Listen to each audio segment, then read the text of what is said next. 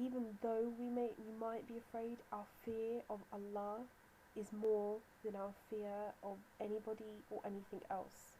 In fact, if we have the correct level of trust, of tawakkul and hope and fear in Allah, then we wouldn't have any fear regarding anybody else, because we would leave our situation in the hands of Allah. I do know that we all don't always act like this, so what I mean to say is that put that fear aside. The more you correct your mindset and the more you bring your fear back to the fear of Allah and not what these things can do, that is going to help your situation a lot more. So how do you do that? So you might feel afraid of the possession. You might feel like, I don't want to do ruqya because something's going to come out of me, and that's scary, or something might start talking, or I don't want to do ruqya on my sister or my husband or somebody because they start going crazy and it's going to attack me, and things like this. And things like this run through our mind generally in the ummah, and some of us are, subhanAllah, some of us are want to sign up to be Iraqi, and some of us can't even talk about it without getting scared. So, but when you come across this situation, unfortunately, Allah's put us in a situation where we do have to deal with it, and you do have to deal with it if you want to get better, inshallah. But straight off the bat, the first thing I want you to think is, if I come in this situation, Allah subhanahu wa ta'ala only gives me burdens that I can bear. So subhanAllah, straight away you think, Allah knows that I can handle this situation, and He knows me better than I know myself. So that means that, genuinely, I can handle this situation. And when you look at the situation as coming from Allah, which everything comes from Allah, all our hardships come from Allah, then He is the one that we should be asking, and He is the one that we should be fearing, and He is the one that we should be asking for forgiveness from, and inshallah our cure will come quicker. And also, if you know the hadith, I have put it up, that says that nobody, not even a whole nation, not even if all the men and all the jinn of the world were to come against you, to harm you, it is only by Allah's will that we ever have benefit in anything, or we ever get harmed by anything. So if you look at a situation and you've got this sihr and this possession going on, you don't look at it like the jinn is getting me, the jinn is doing this to me, I need to fear the jinn. You need to think of that Allah is testing me. This is coming from Allah, so I should fear Allah, because these jinn, they have no power over me except for what Allah has willed. The only reason this jinn can do this to me, the only reason this jinn can cause this miscarriage, is not because the jinn is this amazing being, is because it's come from Allah, and this is a test from Allah. And if Allah willed, they could not do anything to me. So therefore I should fear the might and the power of Allah subhanahu wa ta'ala, that He is able to do all these things, and He is able to do everything. And it's ironic, because every time we read Ayatul Kursi, it talks about the sublime being that is Allah, and how He has complete control over all of His creatures. But then in our mind we don't make that link, and we read it but we don't apply it to our daily life, and we forget. And that is what we're like, we forget in the actual situation to think like this. And that is the difference. That is what the believer does, and that is what we need to emulate as well. That is what we need to do, me included, which every time we come across this situation, backtrack and think, who am I fearing here? And you also need to remember, you need to think about the Day of Judgment.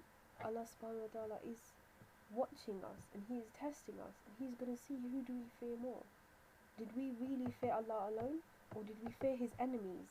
That if we had asked Him for refuge, and if we'd asked Him for protection, He surely would have granted it to us. So who are we fearing here? And who should we fear? And in the Quran as well, it mentions that the difference between the believers and the kuffar was, the kuffar feared the believers, whereas the believers feared Allah. And that was what they didn't understand.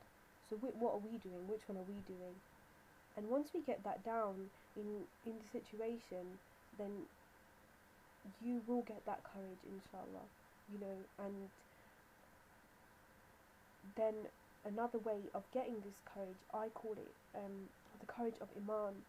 So the more you're reaching out to Allah, because you understand that Allah is the source of all our hardships, and He's the source of all our blessings, once you realise it's all coming from Allah and you start asking and you start asking for protection, the more of your adhkar you do. So if you're doing your morning adhkar and you're doing your evening adhkar and you're making du'as and you're making supplications, if you're actually doing these and you're constantly protecting yourself, you naturally, subhanallah, you actually do start to feel a lot less afraid and there's a lot more courage.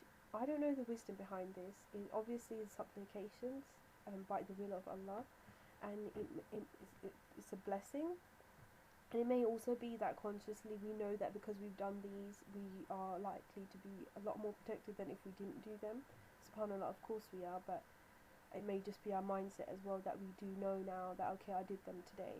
So I would say the more you do, the easier you will feel, and Allah subhanahu wa ta'ala has blessed us with these supplications that they do protect us, so we should really be using them. I mean, especially in the face of our enemies, they're not friendly bunch, you know. They're going to pull out all the stops that they can, they're not going to stop, and the shaytaan is, whether you're possessed or not, are always on our case, and we've been given these supplications, so we should really use them. And you know, it's a means of reward as well, inshallah. All of this is a means of reward. It's a matter of perception.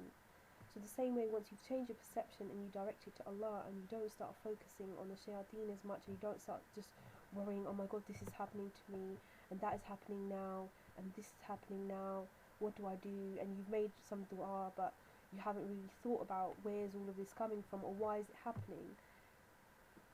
Realize that it is a source of reward, and realize that, you know, on the day of judgment, the people who didn't go through trials in this life, they're going to wish that they did.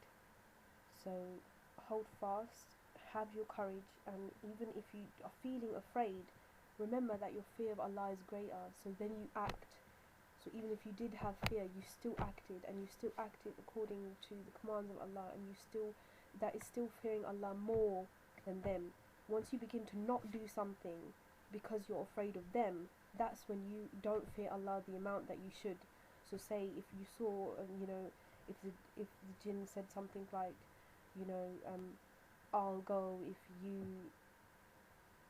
if you don't read this salah, or I'll go in your name and not in the name of Allah, and all these things like that, or you saw something scary, or you're not doing the ruqyah because you're afraid of what is the jinn's going to do, or what's going to happen in the ruqyah, then you're not fearing Allah as much as you should, and you fearing them more, because it is stopping you from carrying out the commands of Allah.